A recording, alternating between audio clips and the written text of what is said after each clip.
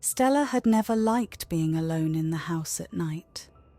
But tonight, her parents had gone out, promising they'd be back before midnight. She was 12, old enough to stay by herself, they said. The house was quiet at first, just the hum of the fridge and the occasional creak of old wood settling. She curled up on the couch with her tablet, playing Avatar World, trying to ignore the way the shadows stretched longer than they should have. Then the noises started. At first it was just a faint scratching, like a tree branch tapping against the window, except there were no trees near her bedroom window. Stella paused her game, listening. The sound stopped. She let out a shaky breath and told herself it was nothing. But then it came again, louder this time, like something dragging sharp claws down the glass. Her heart pounded so hard she could feel it in her throat. She turned on all the lights, her hands trembling. The house was too big, too empty. Every shadow looked wrong, like it was watching her. The scratching turned into a slow, deliberate knock. 1, 2, 3, as if something was counting, waiting for her to answer. She didn't dare move. Then the whispers started. At first they were just faint murmurs, like distant radio static, but soon she could make out words. Her name, repeated over and over in a voice that wasn't human. It was too deep, too guttural, like something imitating speech. Stella. It came from the hallway, then the kitchen, then right behind her. She spun around, but there was nothing there, just the dark. The air grew thick, heavy, like she was breathing in something rotten. The lights flickered. In the flashes of darkness, she saw things. A hand too long and twisted, a face with too many eyes, a smile that split from ear to ear. It was playing with her, toying with her fear. She ran to her room, slamming the door shut, but the handle rattled immediately. Something was on the other side, breathing heavily, pressing against the wood.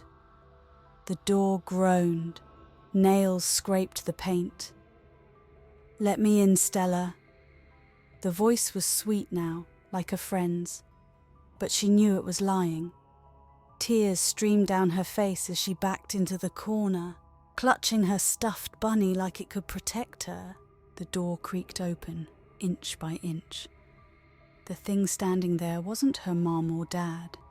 It was tall, too tall, its limbs bending in ways that made her stomach twist. Its skin was blacker than the night, and its eyes were endless pits of hunger. It stepped forward and Stella screamed. The house swallowed the sound. The lights went out, and then silence. The next morning, her parents came home to an empty house. Stella's tablet was still on the couch, Avatar World frozen on the screen. The only sign something was wrong was the faint, sticky handprint on the hallway wall. Too large to be a child's, too wrong to be human. They called her name over and over, but Stella was gone, and in the dark corners of the house something laughed. The parents' car pulled into the driveway just past midnight, tires crunching on gravel that sounded unnaturally loud in the dead silence. The house stood dark except for Stella's bedroom light left on upstairs, their usual signal that everything was okay. "Stella, we're home!" her mother called as the front door swung open. No response, just the grandfather clock ticking, though no one had wound it in years. Her father flicked the light switch. Nothing happened. They moved through rooms with phone flashlights, beams cutting through darkness that seemed to swallow the light whole. Then they saw it. A single muddy footprint on the stairs. Too large to be Stella's. The wood beneath it was warped, as if scorched. "This isn't funny, sweetheart."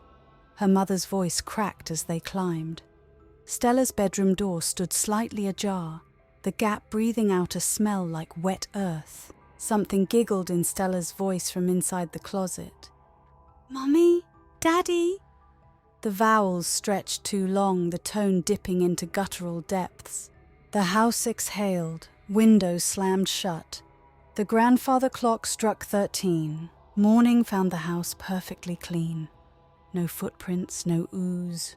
Just 3 mugs of cold hot chocolate, where there should have been 2. Upstairs, the closet door stood wide open. Stella's pink bow now tied neatly around the doorknob. The neighbours would report hearing laughter from the empty house at night. Not scary laughter. Happy, childlike giggles. Exactly the kind that makes you walk faster when you hear it in the dark.